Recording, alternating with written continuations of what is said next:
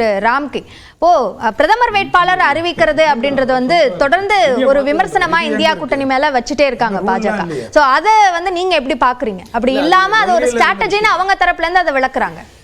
India கூட்டணி இப்ப அதிகாரப்பூர்வ பிரதமர் வேட்பாளர் கூட இல்லை. அதாவது இந்தியா கூட்டணிக்கு அதிகாரப்பூர்வ ஒரு அலுவலகமோ ஒரு செய்தி தொடர்பாளர் கூட கிடையாது. பாருங்க, நீங்க ஒவ்வொரு கட்டமும் 7 கட்ட பதிவு நடக்குது. ஒவ்வொரு கட்டத்திலையும் இந்தியா கூட்டணி சார்பாக என்ன நிலைப்பாடு அப்படிங்கிறத ரெப்ரசென்ட் பண்றதுக்கு கூட அவங்க தயங்குறாங்க. நீங்க தொடர்ந்து ஆரம்பத்தில் இந்தியா கூட்டணி சார்பாக ஒரு கூட்டம், ஒரு மாநிலத்துக்கு ஒரு கூட்டம் போறதுல என்ன உங்களுக்கு ஒரு பெரிய கஷ்டம் வந்துட போகுதுன்னு தெரியல. ஏன்னா உள்ள இருக்கிற கூட்டணி கட்சிகள் எல்லாமே ரொம்ப பலம் பொருந்திய கட்சிகள் தான். மாநில கட்சிகள் ஆகட்டும், காங்கிரஸுக்கு கட்டமைப்பு எல்லாம் இருக்கு. ஆனாலும் அவங்க எதுவும் பெரிய அளவுல பண்ணவே இல்லை. தொடர்ந்து இப்ப காங்கிரஸ் தொடர்ந்து இந்த கூட்டணி அமைகிறது, இதற்கான திட்டமிடல் என்ன காமன் மினிமம் ப்ரோக்ராம் என்பதற்கான வெவ்வேறு மாநிலங்கள்ல நடத்தப்பட்டது. இவங்க அதாவது 77ல ஒரு பெரிய ரெசல்யூஷன் வந்ததுன்னா அப்ப அதுக்கு ஜனதா கட்சி கவுந்து போனது காரணம் ஒரு பெரிய அளவில் ஒரு காமன் மினிமம் ப்ரோக்ராம் இல்லை. 96ல ஒரு பெரிய விஷயம் ஐக்கம் முன்னாடி வந்தப்போ கூட சந்திரபாபு நாயுடு அது ஒரு கன்வீனராக இருந்து ஒரு காமன் மினிமம் ப்ரோக்ராம் செட் பண்ணாங்க. ஆனால் இன்னைக்கு 2004 கூட சோனியா காந்தி அதை வைத்து தான் ரெயின்போ கூட்டணியில் உருவானுச்சு. ஆனால் இன்னைக்கு இது வரைக்கும் இல்லை, வேறு பேரளவில் தான் இருக்குது இந்தியா கூட்டணிங்கிறது. இதுதான் ஒரு பெரிய சிக்கல். நீங்கள் திரும்ப நம்ம அந்த 2004 எலெக்ஷனை பற்றி சொல்கிறோம். அப்போ நீங்கள் இந்த கடந்த 2 தேர்தலை மட்டும் ஒப்பிட்டு பாருங்க. 2014 மன்மோகன் சிங்கை வீட்டுக்கு அனுப்புவோம் அப்படின்னு சொல்லிலாம் மோடி வரல. மோடியை தன்னை முன்னிலைப்படுத்தினார். என் மீது நம்பிக்கை வைங்க அப்படின்னு சொன்னார். நான் ஒரு மாற்றத்தை கொண்டு வரேன்னு சொன்னார். அதனாலதான் மக்கள் மோடிக்கு வாக்களித்தார்கள். நீங்க பின்னாடி போங்க, 2004 கூட சோனியா காந்தி அவர்கள் வாஜ்பாயை வீட்டுக்கு அனுப்பலாம் சொல்ல.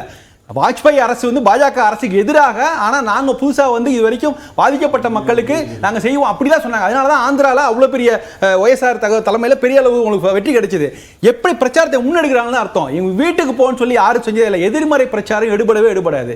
இன்று வரை இந்தியா கூட்டணி முன்வைக்கிறது என்னன்னா மோடி வீட்டுக்கு அனுப்பணும் தான் சொல்றாங்க ஒழிய வேறு எந்த விதமான கமிட்மெண்ட். இந்திராவே வீட்டுக்கு போன்னு சொல்லி தானே ஜெயிச்சாங்க எமர்ஜென்சி நேரத்தில்.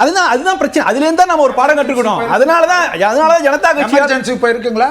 இல்ல சரி, எமர்ஜென்சி கொண்டு வர வேண்டிய எந்த லெவல்ல எமர்ஜென்சியில பாதிக்கப்பட்டவங்க எல்லாம் இப்போ அந்த எமர்ஜென்சி யாரு அடிச்சு உதைச்சாங்களோ அவங்க கொடி பிடிச்சு நிக்கிறாங்க. இப்போ அத பத்தி பேசுங்க. ஓகே ஓகே சரி, ராம்கிக்கான நேரத்துல பேசுங்க. எமர்ஜென்சி அறிவிக்கப்படல, அவ்வளவுதான். 1977 விசால உள்ள போனவங்க அறிவிக்கறாங்க. எமர்ஜென்சில அவர்கான நேரம் திரு. இந்த பாடம் அப்ப ஜனசங்கமா இருந்த பாஜகவுக்கும் புரியும், எல்லா கட்சிகளுக்கும் புரியும். 1977ல அவங்களுக்குள்ள ஒற்றுமை இல்லாத ஒரு கிளியரான அஜெண்டா இல்லாதனாலதான் இந்த வெறுமனே அவங்க என்ன சொன்னாங்க, இந்திரா காந்தி வீட்டுக்கு அனுப்போன்னு சொல்லி தான் வந்தாங்க. அவங்களால சஸ்டெயின் பண்ண முடியல. இப்போ எதிர்மறை பிரச்சாரம் எடுபடாதுன்னு சொல்றீங்க. ஆனா பாஜகவும் அதை தானே செய்றாங்க. அதே தானே இந்தியா கூட்டணியும் விமர்சிக்கிறாங்க. அவங்க தங்களோட திட்டத்தை சொல்ல மாட்டேங்கிறாங்க, எதிர்க்கட்சிகளை விமர்சிச்சுட்டே இருக்காங்க. அந்த பாஜக மேல குறை சொல்றேன். அதான் எப்படி ஆரம்பிச்ச பிரச்சாரம் நீங்க பெரிய அளவுல டிஜிட்டல் மீடியாவெல்லாம் ஆரம்பிச்சு இன்றைக்கு இந்த அளவுக்கு மாறி போய்விட்டார்கள். அது பாஜக குறை சொல்லிடு. அதே நேரத்தில் அதை ஆரம்பிச்சு வச்சது பாத்தீங்கன்னா இந்தியா கூட்டணி தான். நீங்க அந்த கட்டத்திலேயே நீங்க இவ்வளவு சொல்றீங்க டிஜிட்டல் இந்தியா, இதுல எவ்வளவு குறைபாடு இருக்கு, இதையெல்லாம் நாங்க தாண்டி நல்லது பண்ணோம்னு ஒரு உறுதியை ஒரு நம்பிக்கையை இந்தியா கூட்டணி ஏற்படுத்தி இருந்தால் இந்த பிரச்சாரம் இந்த அளவுக்கு ஒரு கீழான நிலைமைக்கு போயிருக்காது. இதை விட இன்னும் ஒரு பண்பட்ட ஒரு நல்ல பிரச்சாரத்தை நோக்கி நம்ம போயிருந்திருப்போம். அது அந்த இடத்துல காங்கிரஸ் கட்சி இந்தியா கூட்டணி சரியா தவறிவிட்டது. அவங்க என்ன சொன்னாங்கன்னா ஒரு பயமுறுத்துற மாதிரி அரசியலமைப்பு சட்டத்தை மாற்றிடுவாங்க, திரும்ப வந்துட்டாங்கன்னா எல்லாத்தையும் எலெக்ஷன் நடக்காது அப்படிலாம். இதெல்லாம் அதெல்லாம் நடக்கும். இதெல்லாம் வாய்ப்பு இருக்கா? அப்ப நீங்க என்ன செய்வீங்க? எதிர்க்கட்சியை நீங்க இருக்கீங்களா, மக்களவையில நீங்க இருக்கீங்களா, ஒரு அதிகாரத்தோட இருக்கீங்களா? எலெக்ஷனே நடக்க முடியாத அளவுக்கு சட்டத்தை மாற்றுறதுக்கு எந்த கட்சியால முடியும்? அப்படிலாம் பயமுறுத்தி செய்ததுனாலதான் அது பிரச்சாரம் வேறு திசைக்கு போயிடும்.